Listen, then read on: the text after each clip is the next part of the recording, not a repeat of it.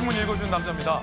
운명의 장난처럼 이재명 대표의 재판을 맡게 된 판사 배당이 됐는데 이화영에게 유죄를 선고한 그 판사입니다.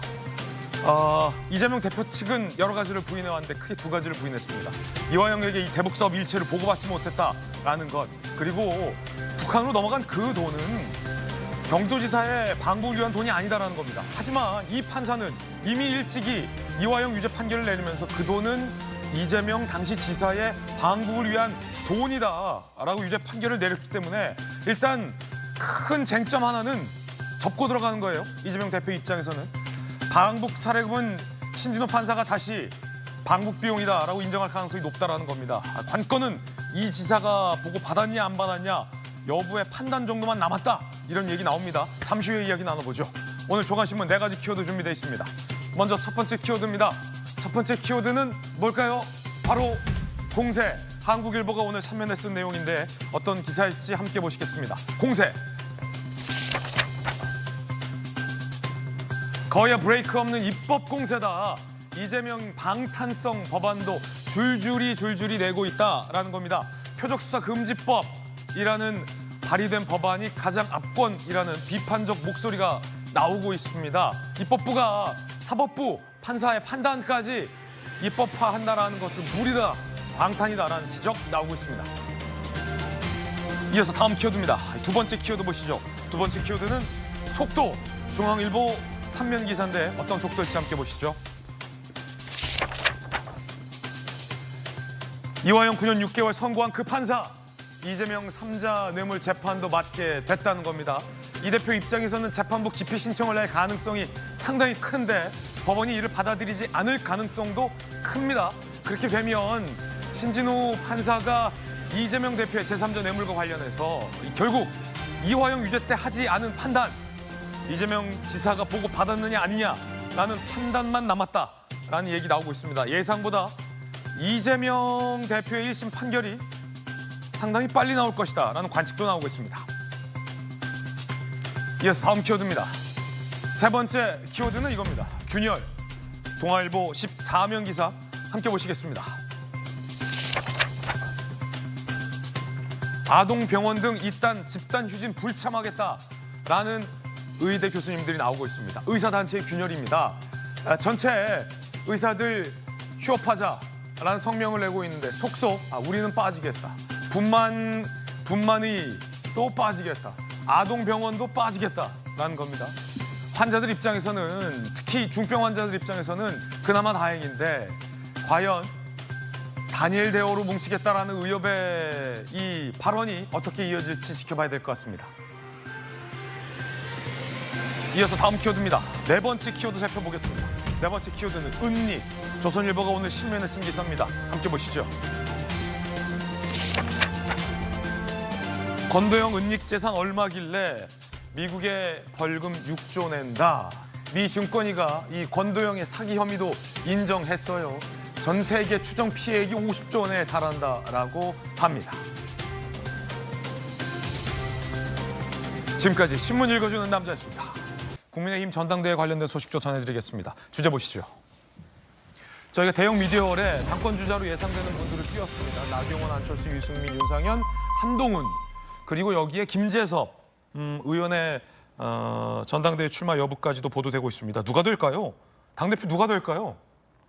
누가 될까요?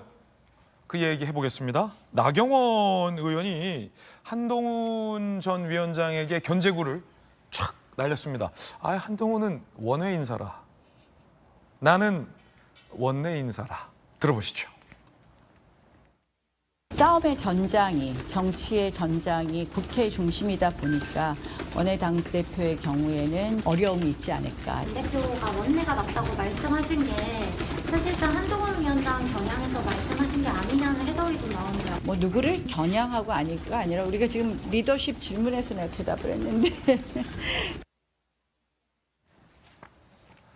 자, 한동훈의 집중 견제구가 쏟아지고 있다는 보도가 있습니다. 나경원 의원은 원외 당대표는 어려움이 있다. 사실은 맞는 말, 원외 당대표는 어려움이 있죠. 현실적인 그런 얘기를 했다는 차원으로도 볼 수 있을 것 같고요. 하지만 윤상현 의원부터는 얘기가 다릅니다. 그러면 뭐하러 사퇴했냐. 당대표 나올 건 뭐하러 사퇴했냐 라고 강한 비판의 말. 안철수 의원 미래 비전을 말씀하셔야지 야당만 때리면 되겠냐라고 한 전 위원장에게 견제구를 직접적으로 날리고 있습니다. 이분들 다 전당대회 출마 가능성이 굉장히 강하게 제기된 분들입니다. 거기에 국민의힘 전당대회 결선 룰까지 결정이 됐습니다. 함께 보시죠. 결국은 뭐 다양한 얘기가 나왔습니다만 민심 20%, 국민의힘 비대위에서 여론조사, 일반 여론조사도 반영하겠다는 거예요. 당원 100이 아니라 당원 80, 일반 여론조사 20까지 넣겠다라는 겁니다. 안철수, 20%라는 비율은 민심을 받든다고 말하기도 민망하다. 윤상현, 한 절반은 반영했어야 총선 패배에도 정신을 못 차린다라고 밝히고 있습니다. 그 가운데 하나의 변수로서 젊은 피 김재섭 의원이 전당대회 출마할 수도 있다라는 얘기도 보도되고 있습니다. 당대표 출마를 포함해 당에서 어떤 역할을 할지 고심 중 집권 여당으로 내놓아야 할 담론이 안 보인다. 한동훈 대세론도 있지만 당내 다양성도 보여줘야 된다라는 얘기를 하고 있습니다.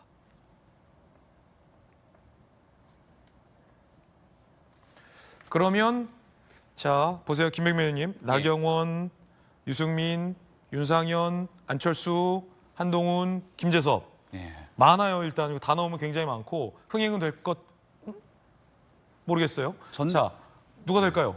전대흥행은 될 것 같은데요. 되죠. 이렇게 많이 오니까. 김재섭 의원도 같이 나가서 이 강북 지역에 당선된 젊은 피의 가능성을 보여주게 되면 흥미진진할 것 같고, 또 나경원 의원께서 원외 당대표는 좀이라고 얘기했는데 저는 이건 좀 약간 모순적인 것 같다는 생각이 듭니다. 왜냐하면 지난번 김기현 대표 됐던 전당대회 때 나경원 의원도 나오려고 했잖아요. 굉장히 유력한 주자였습니다.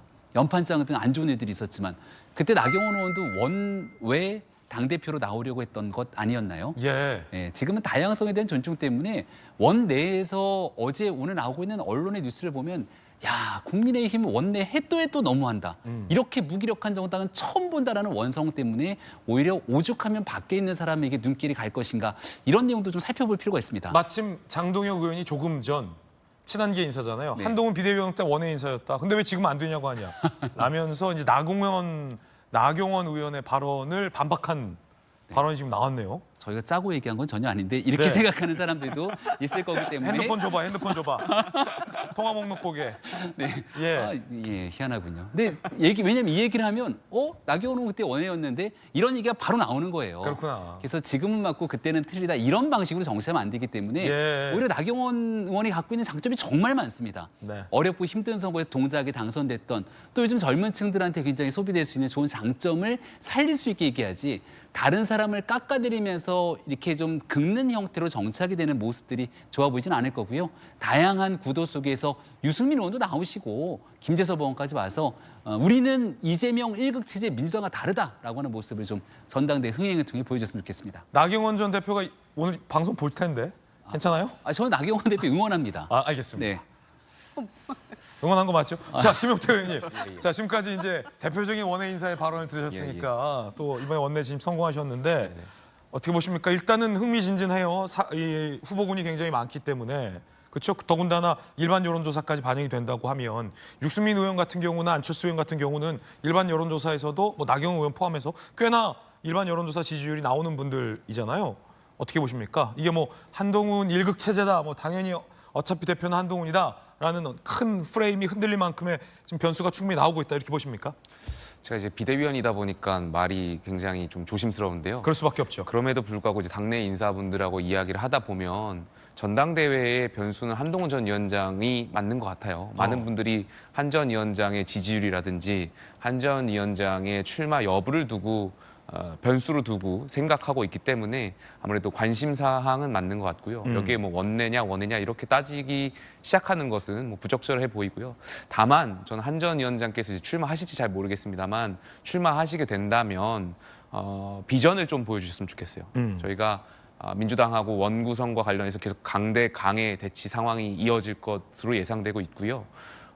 지금 22대 국회가 굉장히 녹록지 않은 상황이고 민주당 같은 경우 대통령 탄핵을 또 서슴지 않게 발언하고 있고요.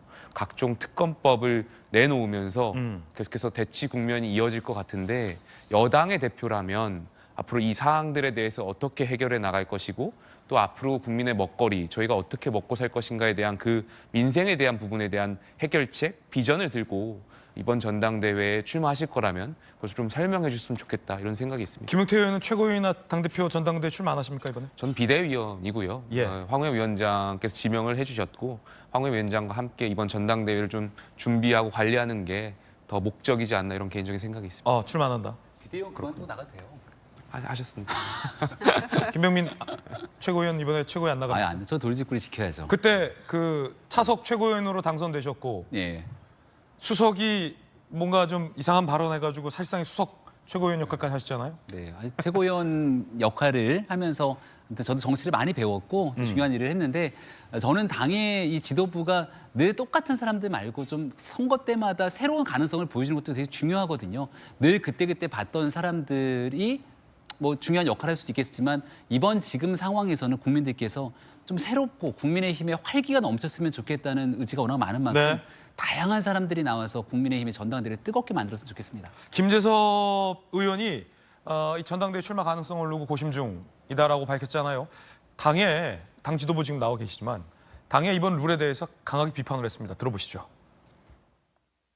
당의 개혁이 좀 절실하게 필요한 상황이라는 생각이 되고 그 가운데서 뭐 제 역할 같은 것들을 좀 고민하고 있습니다. 7대3, 8대2 중에 이제 8대2 결론이 나왔는데 그 부분도 좀 영향을 미쳤다고 볼 수 있을까요? 그렇죠. 이제 사실상 퇴행한 거거든요.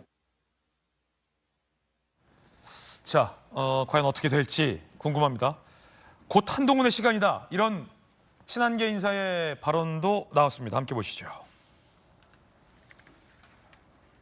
정성국 의원, 한동훈 비대위 체제 1호 영입 인재. 다음 주까지 동향이 확실하게 결정될 것. 한동훈의 시간이 올 것으로 보인다. 러닝메이트 3명 확보 시도에 나섰다. 이런 얘기도 나옵니다. 자, 출마자 3명 확보를 노력 중이다라는 뭐 누구누구다 나온다라는 얘기도 나와서 벌써 보도가 되고 있습니다.